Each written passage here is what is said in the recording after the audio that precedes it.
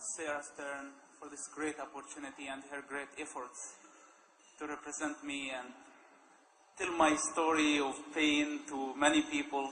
And now I have lots of support in the challenges that I have, especially recently. I am very honored and very grateful for Emmett.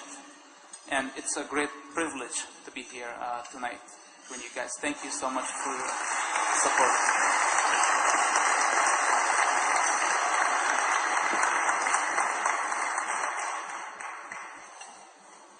God Almighty used the ignorant to confound the wise, and the weak to confound the strong, and the nothing to confound everything. I am ignorant, weak, and nothing, and God is using me, and I'm very honored to be used by God Almighty, the God of love against the God of hate. Yes, they exist. They are there. And I personally switched gods. I was very devoted to the God of hate. Why did I leave that religion, that belief? And trust me, most of the things that I say, they are politically incorrect. So I hope I don't offend anybody, and I have my reasons to say what I have to say. It's a calling, it's a duty. And I witnessed enough blood and enough sufferings of many victims of bad ideologies and fake gods that gives me, I think, the authority and the power to keep going. And nobody is going to stop me. I don't care if it's politics.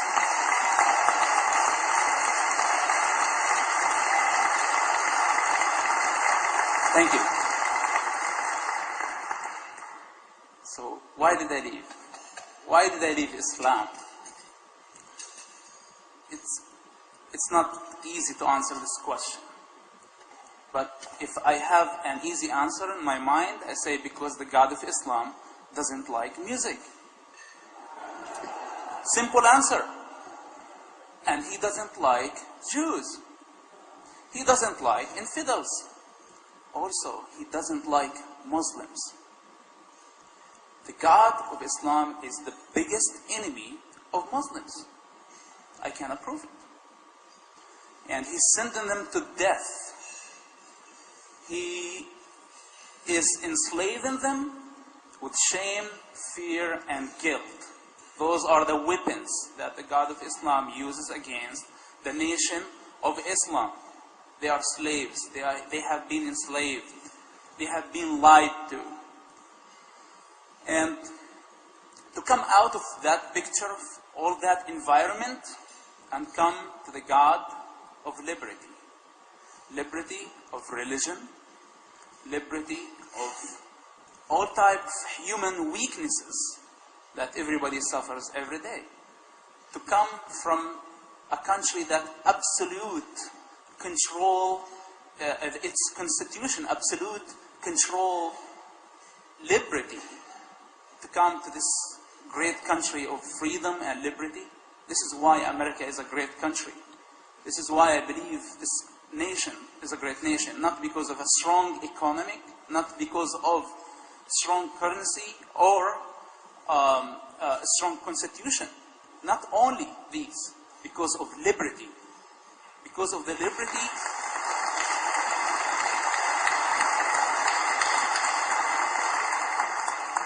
that springs its roots from the teachings and the sacrifice of my God on the cross.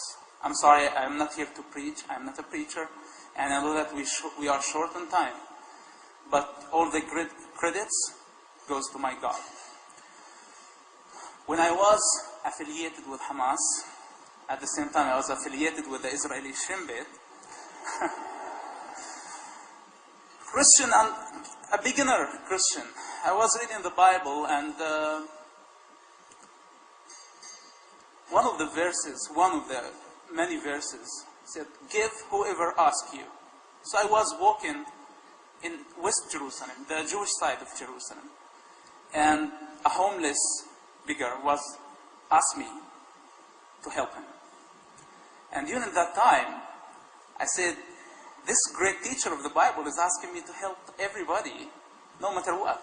Whoever asked me, he didn't say Jews or Christians, anybody. It's unconditional love and unconditional giving. So I gave that man just pennies. But from that point, my life started to change forever. It's all about humanity. Our God came in the flesh because He's human, because He loves us. He loves everybody unconditionally. And unfortunately, the God of Islam is not this type of a God. I think he's a terrorist because he mandates killing. And by the way, when we talk about the Quran, there is a huge difference. There are in the Bible violent verses. And I am not saying that the Quran also has some violent verses. What I'm saying that the Quran mandates killing. It's a way of worshipping. It's a way of worshipping by killing everybody who doesn't believe in Islam. And from Islam, as a name, by the way, when we hear Islam, Islam means submission. Islam doesn't mean peace. Salam means peace. Islam means submission. Submit, or the options are not good. It was our project. I know enough about it. I was devoted to that. And either, if it's in the United States or maybe somewhere from an island, thank God for technology. If I have to be somewhere else, I will keep fighting the God of Islam because He's taken my family from me. I don't blame my family for disowning me today. I blame their God. My people are fighting for liberation, Palestinian people. And who's their greatest enemy? Israel. They want to destroy Israel so they become liberated.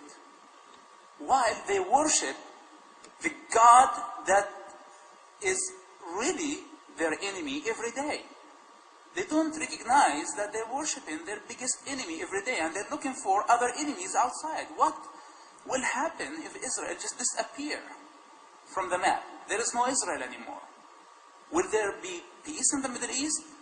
Palestinians will kill each other, I guarantee you, and it happened. I said this, by the way, before what happened in Gaza. I'm not saying that Palestinians don't have the right to be like any other nation. Those are my people. I know enough about their sufferings. And I cry for their pain. But they need to take serious steps toward, first, to understand what liberty means.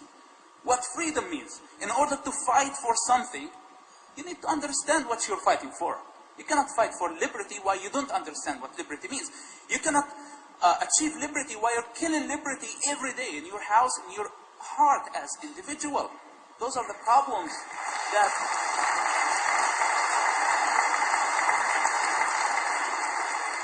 And those are the biggest enemies.